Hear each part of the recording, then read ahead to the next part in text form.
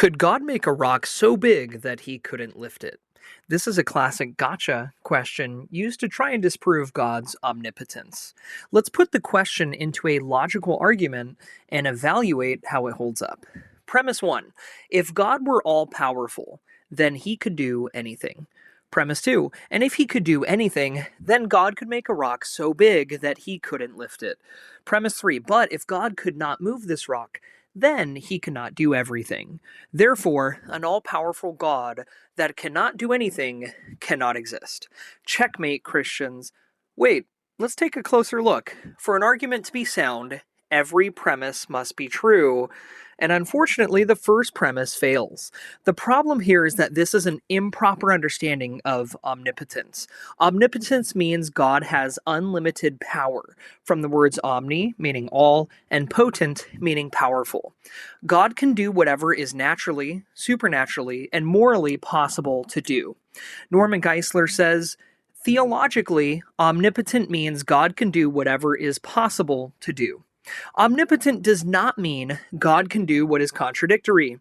The words all powerful or omnipotent describe the amount of power God has. God has unlimited power and can do whatever is possible to do. Impossibility relates not only to power, but also to logic. For example, saying you made a 10-sided triangle doesn't make any sense. It doesn't matter how good you are at art or math, putting the words together, 10-sided triangle, is simply absurd.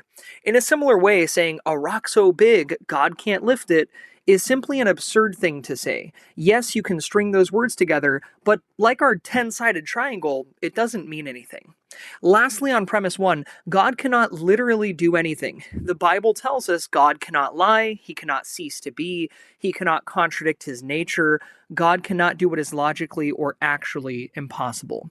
Premise 1 stems from a misunderstanding and is a straw man version of God.